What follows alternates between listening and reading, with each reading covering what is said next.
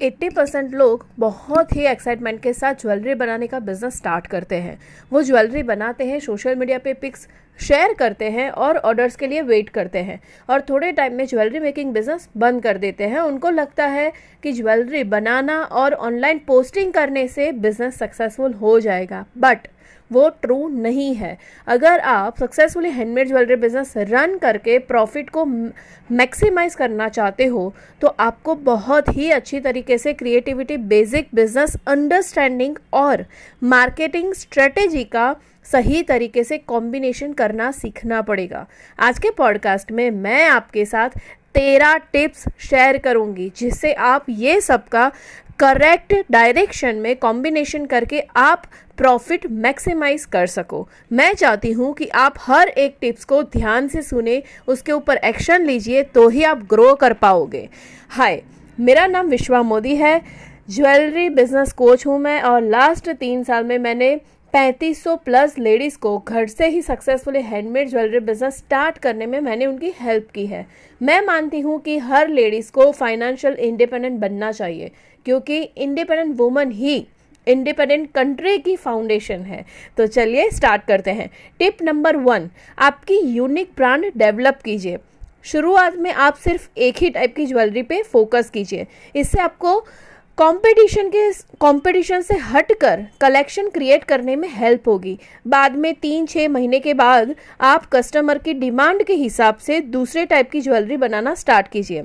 मैंने 2016 में jewellery making business start किया, तब मंगलसूत्र से ही मैंने शुरुआत की थी। 2 साल तक, स्टार्टिंग के 2 साल तक सिर्फ मंगलसूत्र ही मैंने बनाए थे और बेचे थे। बाद में मैंने नेकलेस, ईयरिंग और फ्लावर ज्वेलरी बनाना स्टार्ट किया था। Tip number 2, solid business plan बनाइए। आप आपका बिजनेस गोल बनाइए। ये मेक श्योर कीजिए कि आप कितने रुपीस पर मंथ अर्न करना चाहते हो। 90% लोग ज्वेलरी मेकिंग बिजनेस स्टार्ट करते हैं लेकिन उनका कोई अर्निंग गोल नहीं होता। अगर आपका कोई गोल नहीं है तो आप उसे अचीव ही नहीं कर पाओगे।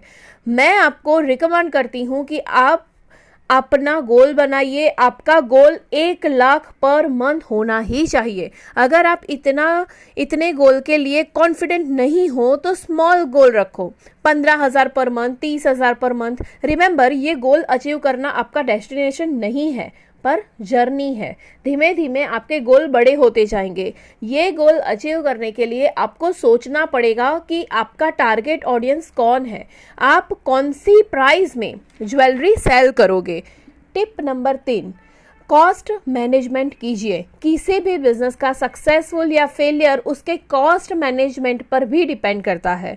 आपको छोटी सी छोटी कॉस्ट को भी कैलकुलेट करना चाहिए, जैसे कि मटेरियल बिल्स, ट्रांसपोर्टेशन, इंटरनेट। अगर आपका कोई एम्प्लॉय है तो उसकी सैलरी, हर चीज़ का पक्का बिल लीजिए और उसे फाइल में रखिए। ये बिल्स आपको फ्यूचर में ज्वेलरी प्राइसिंग में भी हेल्प करेगा। गूगल प्ले स्टोर में बहुत सारी एप्लीकेशन है जो आपको कॉस्ट मैनेजमेंट में हेल्प कर सकती है। मैं सबसे पहले बजट बुक नाम की एक एप्लीकेशन यूज़ करती थी।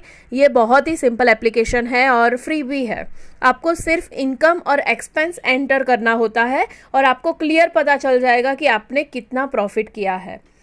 Tip number 4, proper pricing strategy apply कीजिए। आपको प्राइसिंग ऐसे सेट करनी है जिससे आपकी सब कॉस्ट भी कवर हो जाए और अच्छा प्रॉफिट भी हो। अगर आपके पास हर कॉस्ट का रिकॉर्ड होगा तो आपको प्राइसिंग डिसाइड करने में बहुत ही आसानी होगी। कई बार लोग प्राइस डिसाइड करने में बहुत ही जल्दबाजी कर देते हैं। उससे या तो कस्टमर परचेज नहीं करते या तो उनको ज़्यादा प्रॉफिट नहीं हो पाता। आपको ज्वेलरी की प्राइसिंग डिसाइड करते पहले 4 चीज़ों के बारे में सोचना है कि आपको कितने रुपीस का मटेरियल यूज़ हुआ है, मार्केट में वो डिज़ाइन की कितनी डिमांड है, ज्वेलरी की प्री रिसीव वैल्यू क्या है और बाकी सब लोग उसे क्या प्राइस में सेल कर रहे हैं। मुझे पता है कि आपको ये थोड़ा डिफ़िकल्ट लगता होगा, बट आप 2-3 महीने में एक्सपर्ट बन जाओगे और फिर आप आसानी से प्राइसिंग डिसाइड कर पाओगे। Now tip number 5, high quality photography कीजिए। अच्छी फोटोग्राफी करना सीखिए। ये टॉपिक के ऊपर मैंने पॉडकास्ट एपिसोड नंबर 23 रिकॉर्ड भी किया है। उसमें मैंने हाई क्वालिटी फोटोग्राफी के लिए 5 टिप्स शेयर किए हैं जो बहुत ही आसान है, आप उसे ज़रूर से ज़रूर सुनिए। Now tip number 6 is online presence बढ़ाइए। आपने ऑसम ज्वेलरी बनाई है, प्राइसिंग भी सेट कर ली है, पिक्स भी ले लिए हैं, अब आपका टाइम है इसे मार्केट करने का। आप फ्री सोशल मीडिया का यूज़ करके शॉर्ट टाइम में ही अच्छी ज्वेलरी बिजनेस इस्टेब्लिश कर सकते हो। धीमे धीमे आप ई कॉमर्स प्लेटफॉर्म का भी यूज़ करना सीखिए। आप 6 से 9 महीने का टाइम दीजिए यहाँ पर।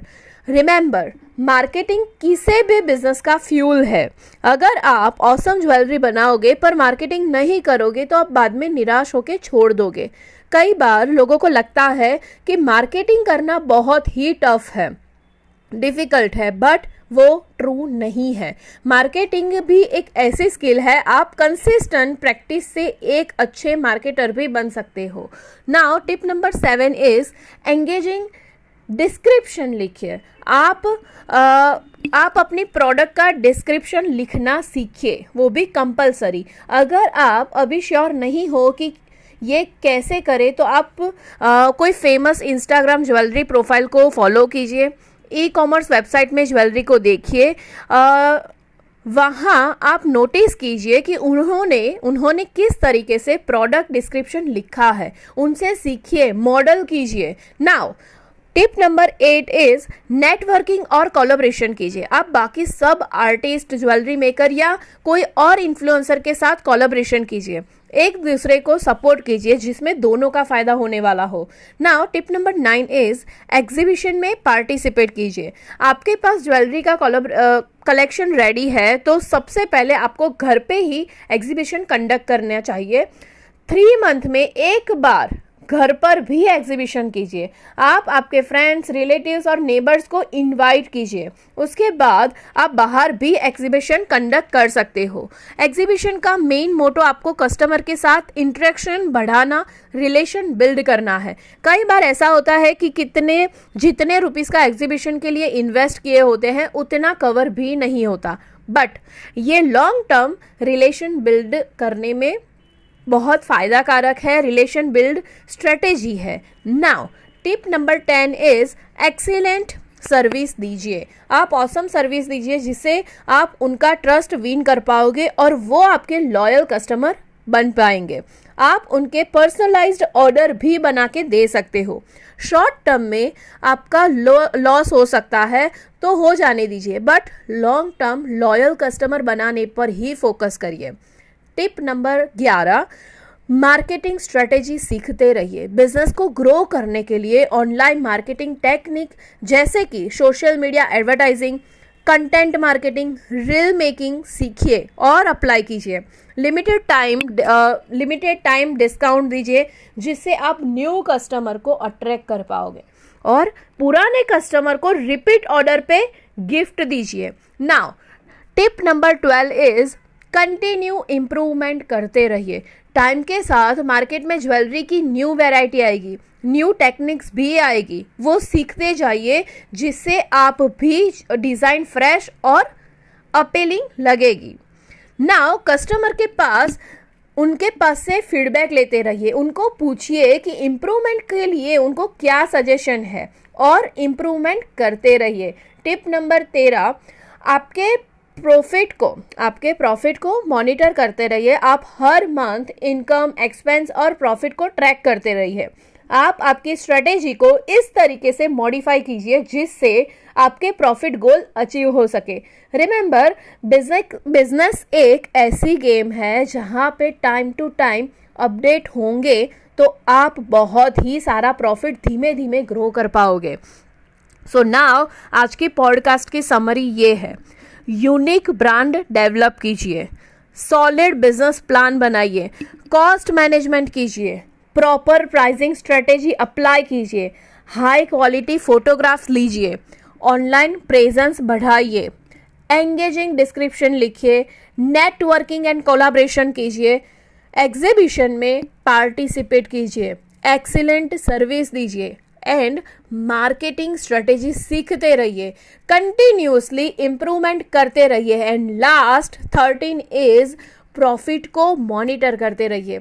याद रखिए, ज्वेलरी बिजनेस में प्रॉफिट बढ़ाते रहने के लिए आपको टाइम, मनी और एनर्जी को इन्वेस्ट करना पड़ेगा। आपको डेडिकेशन के साथ प्रॉपर डायरेक्शन में कंसिस्टेंसी काम करते रहना पड़ेगा। मैं आपको मेरे free jewellery business master class को अटेंड करने के लिए इनवाइट करती हूँ। ये मास्टर क्लास अब तक 30,000 प्लस लेडीज ने अटेंड किया है और बहुत सारी लेडीज ने लैक्स ऑफ रुपीस का बिजनेस भी किया है। तो चलिए मिलते हैं नेक्स्ट मास्टर क्लास में। Bye bye, God bless you.